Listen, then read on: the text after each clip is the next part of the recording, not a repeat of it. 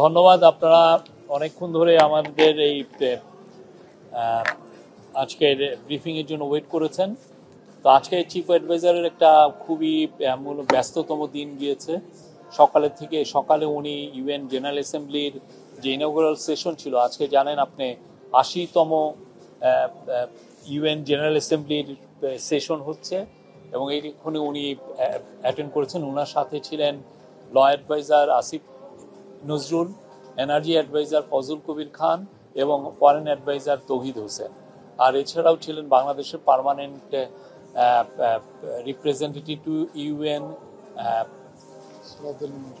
সালাউদ্দিন নোমান চৌধুরী, তারপরে আমাদের SDG coordinator এবং সিনিয়র সেক্রেটারি লামিয়া মোর্শেদ এবং আরেকজন ছিলেন কি, এনারা ছিলেন। আর আজকে এই ইউএন জেনারেল অ্যাসেম্বলির সাইড লাইনে ওনার অনেকগুলো মিটিং হয়। প্রথম উনি অন দা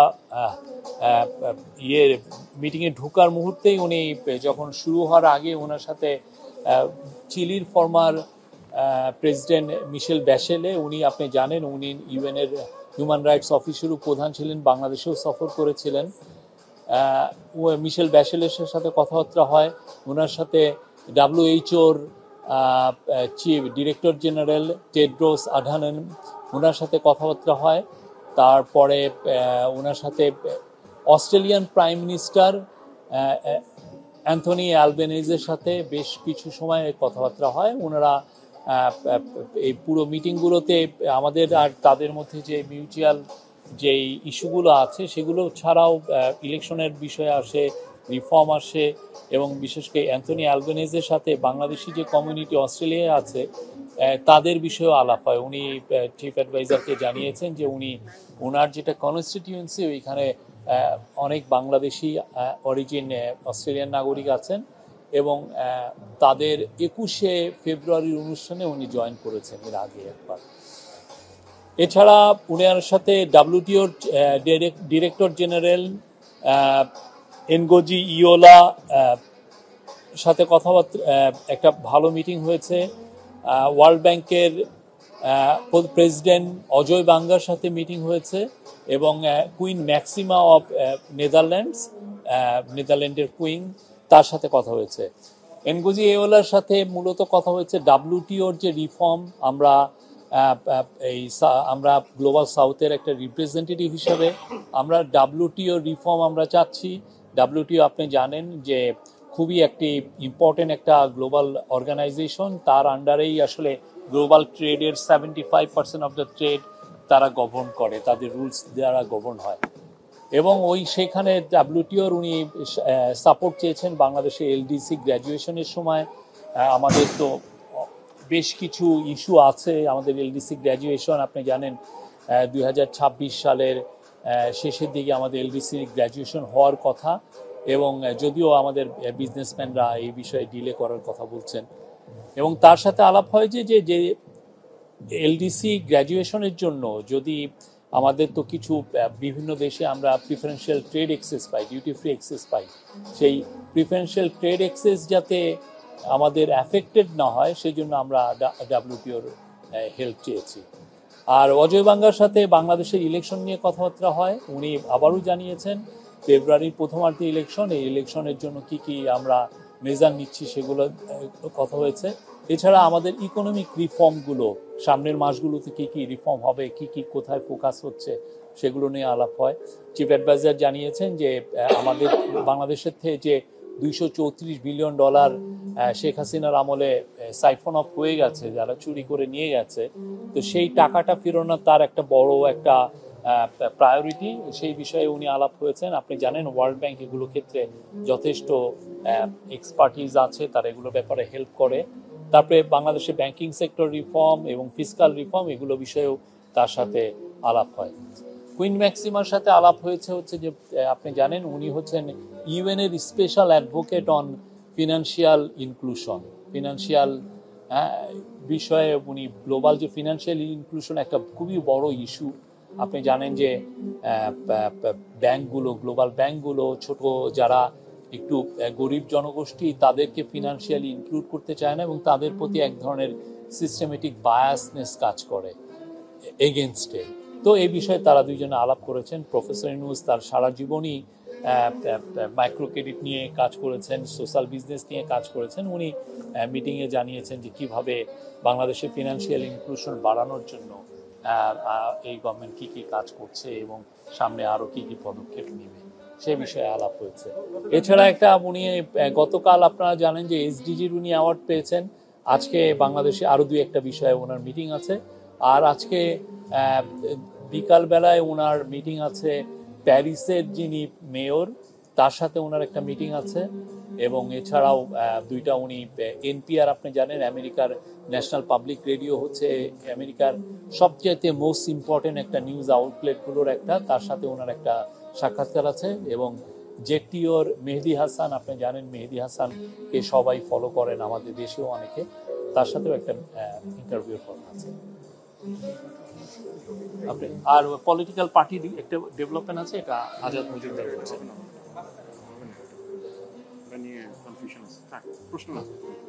আচ্ছা, গতকাল যে একটা ইনসিডেন্ট হয়েছিল এয়ারপোর্টে, হ্যাঁ, এটার পরে কোনো বাংলাদেশের যে হাই কমিশন বা নিউ ইয়র্কে কোনো পদক্ষেপ, আইনগত কোনো আমাদের তরফ থেকে আমরা এই বিষয়ে আমাদের ফরেন মিনিস্ট্রি, বাংলাদেশের কনসুলেট ইন নিউ ইয়র্ক এই বিষয়ে যথাযথ যাদের কর্তৃপক্ষ আছে তাদেরকে এই বিষয়ে জানানো হয়েছে। আমরা ওদের যে যথাযথ যে কর্তৃপক্ষ তাদেরকে আমরা জানিয়েছি। নিউ ইয়র্ক পুলিশ ডিপার্টমেন্টকে জানানো হয়েছে। আপনারা দেখেছেন কালকে একজন অ্যাপ্রিহেন্ডেড হয়েছিলেন, এটা দেখেছিলেন।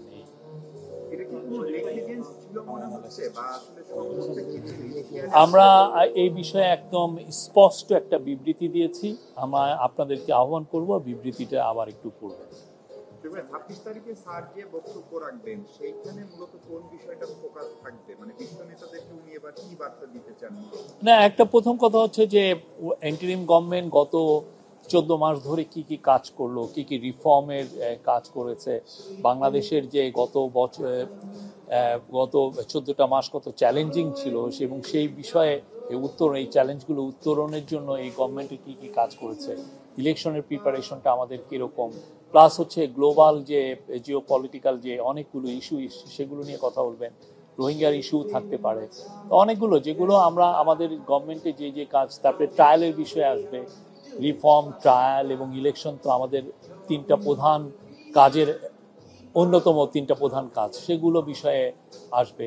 প্লাস হচ্ছে যে উনার গ্লোবাল যে লিডারদেরকে উনার পার্সোনাল কিছু মেসেজ আছে সেগুলো উনি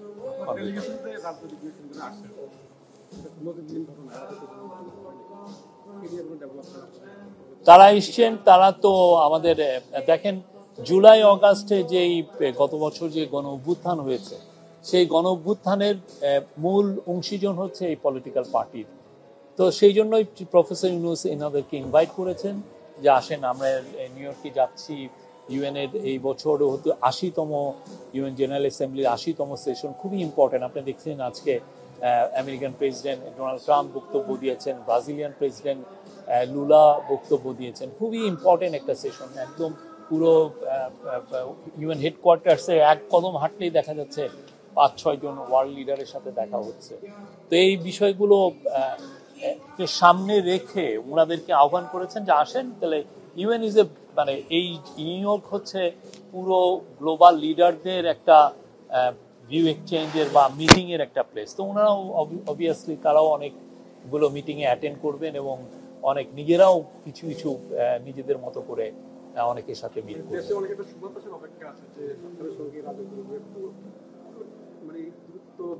কোনো দূরত্ব হয় নাই। ওনারা সবসময় আমাদের অংশীজন ছিলেন এবং সবগুলো বিষয়ে তাদের সাথে আপনারা দেখেছেন আমরা কিন্তু কন্টিনিউয়াস তাদের সাথে ডায়ালগ করি প্রতিটা মুহূর্তে। প্রফেসর ইউনূস তাদের সাথে আপনার কয়েক দফা আলোপ হয়েছে। বিএনপি বলেন, জামাত বলেন, এনসিপি বলেন, অন্যান্য পার্টিগুলো বলেন, সবার সাথেই তো মিটিং হচ্ছে হয়।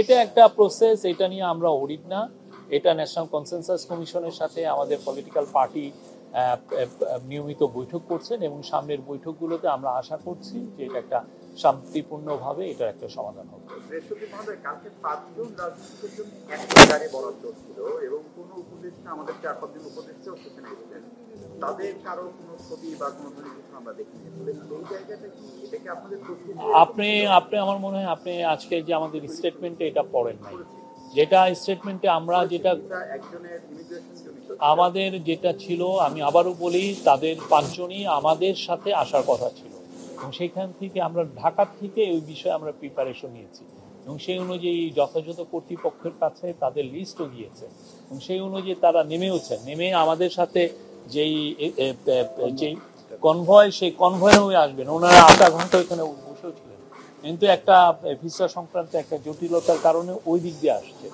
হ্যাঁ, ফলে যেটা হয়েছে যে ওই দিকে আমাদের প্রিপারেশনটা হইতে ছিল না। আর আওয়ামী লীগের লোকরা যে এরকম করবে সেটা অবশ্যই বলা হয়েছিল, কিন্তু কমিউনিকেশন কিছু গ্যাপ হয়েছে, এগুলো নিয়ে আমরা দেখছি। এই আর এটা নিয়ে আমরা খুব স্পষ্ট একটা বক্তব্য দিয়েছি, আমরা সবাইকে বলবো যে আপনারা স্টেটমেন্টটা পড়বেন। আর কোনো কথা নেই।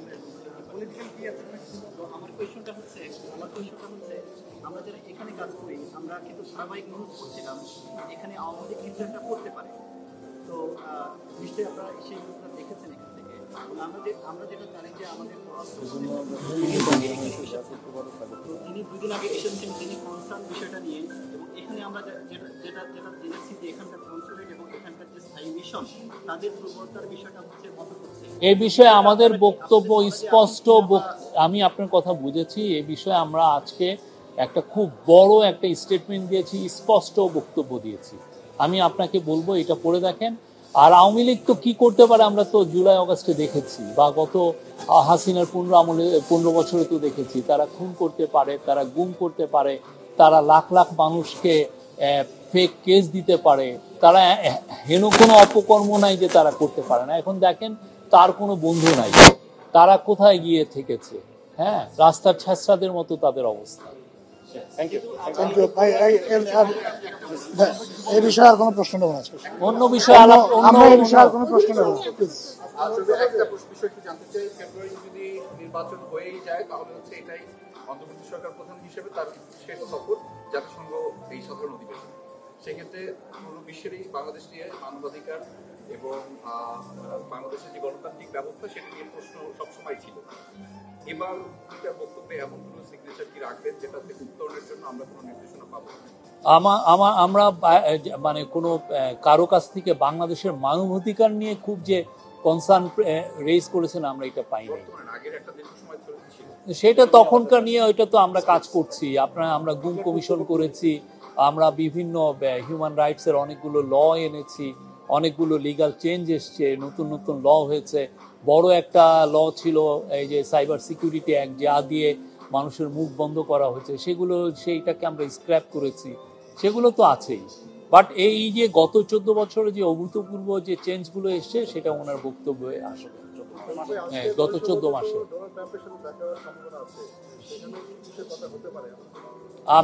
এটা অফিশিয়াল লঞ্চ, এটা অফিশিয়াল বোধহয় ডিনার। এটা থ্যাংক ইউ। না, করেন কোশ্চেন করেন, অসুবিধা নেই। বা ওইটা নিয়ে আর কোশ্চেন আমরা উত্তর দিব না। হ্যাঁ, বলেন অলওয়েজ ওয়েলকাম। আমি লাস্ট থেকে কোশ্চেনটা যে এটা মানে একটা বলা হয় যে কয়লা ধুলে ময়লা যায়, মাঝে মাঝে যায়, আওয়ামী লীগ ধুলে কি যাওয়ার কোনো আশঙ্কা সম্ভাবনা? এই ফোরামে এগুলো আমরা আলাপ করতে চাই না। আওয়ামী লীগ কি করতে পারে, আপনারা আওয়ামী লীগের 15.5 বছরে আপনারা দেখেছেন, যারা একটা ছোট বাচ্চাদেরকে ছাড়ে নাই, খুন করেছে, তারা কি করতে পারে এটা তো আমরা দেখেছি। বাংলাদেশের জন্য যদি বলি সবচেয়ে তাৎপর্যপূর্ণ বিষয় কি হতে পারে, সবচেয়ে বড় অ্যাচিভমেন্ট কি হতে পারে? আমরা জানি যে রোহিঙ্গা প্রত্যাবর্তনটি বাংলাদেশের সবচেয়ে বড় তাৎপর্য হলো পুরো ওয়ার্ল্ড বিশ্ববাসীকে জানানো যে বাংলাদেশের একটা খুবই ইম্পর্টেন্ট, বাংলাদেশের জন্য একটা ফাউন্ডেশনাল ইলেকশন আমরা ফেব্রুয়ারিতে করতে যাচ্ছি। আপনি একটু আগে কে যেন বললেন আমরা ফেব্রুয়ারিতে ইলেকশন হতে পারে না, ফেব্রুয়ারিতে ইলেকশন হবে। হ্যাঁ, ফেব্রুয়ারির প্রথমার্ধে।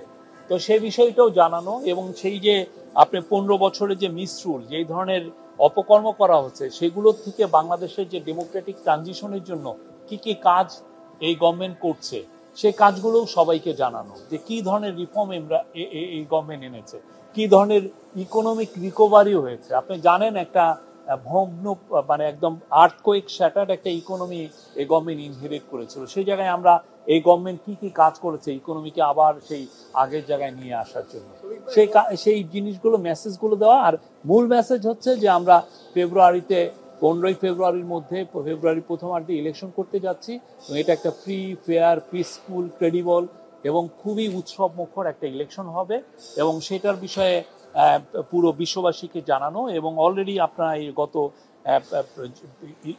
ইন রিসেন্ট মান্থ প্রত্যেকটা ওয়ার্ল্ডের টপ লিডাররা, টপ তাদের এনভয়রা আমাদেরকে জানিয়েছেন যে তারা ফুললি সাপোর্ট দিচ্ছেন এই গভর্নমেন্টকে এই ইলেকশনে। বেশ কিছু 38টার মতো মনে হয় ইনডোর আউটডোর নানা ধরনের বৈঠক করেছিলেন প্রধান উপদেষ্টা, 41টা এখানে নানা ধরনের প্রতিশ্রুতিও ছিল। সেই এক বছর আসলে সেই প্রতিশ্রুতি কতটা বাস্তবায়ন? অনেকগুলো, আমরা 41টা, উনি 51টা মিটিং করেছিলেন এবং উনি যে কথাগুলো বলেছিলেন যে কি কি চ্যালেঞ্জ উনি ফেস করছেন, সামনের চ্যালেঞ্জগুলো কি, ট্রায়াল একটা বড় চ্যালেঞ্জ ছিল, রিফর্মগুলো আনা একটা বড় চ্যালেঞ্জ ছিল, ইলেকশনকে জন্য দেশকে প্রিপেয়ার করা এটা একটা বড় চ্যালেঞ্জ ছিল, সেগুলো বিষয়ে তো অলরেডি উনি বলছেন এবং সেই বিষয়ে এই গভর্নমেন্ট যথেষ্ট কাজ করেছে। এবং আপনারা দেখবেন যে ফেব্রুয়ারিতে খুব ভালো একটা ইলেকশনের মাধ্যমে এই গভর্নমেন্ট তার, এবং আজকে অজয় ব্যাঙ্গা তাকে জিজ্ঞেসও করেছিলেন প্রেসিডেন্ট, ওয়ার্ল্ড ব্যাংকের প্রেসিডেন্ট, যে আপনি এরপরে কি করবেন। উনি বলেছেন যে উনি ওনার আগের যে কাজ, যে কাজে উনি আনন্দ পান সে কাজে ফিরে যাবেন। এটা তো শেষ বিষয়। আপনি বললেন যে আওয়ামী লীগ কি করতে পারে। আওয়ামী লীগ তো দেখা যাচ্ছে যে অনেক কিছু করছে, এই যে ধরনের ঘটনা ঘটাচ্ছে, বাংলাদেশে তাদের বড় একটি সমর্থন এখন পর্যন্ত রয়েছে। যদি আমরা ভোটের হিসাব বলি, দেখা যায় 30% হয়তো আওয়ামী লীগের ভোট, 40% আওয়ামী লীগের ভোট, হয়তো সেটা কম বেশি কমে যাচ্ছে। প্রশ্নটা করেন। এত মানুষ বা এত সমর্থন থাকার পরও সুষ্ঠু নির্বাচন আওয়ামী লীগ দেশে থাকার পরও সেটি সম্ভব কিনা, সেখানে আপনাদের পরিকল্পনা কি? আপনি ডাকসুর ইলেকশন দেখেছেন, 40,000 ভোটার ছিল, সেখানে সুষ্ঠু ইলেকশন হয়নি, 80% লোক ভোট দিতে গিয়েছে।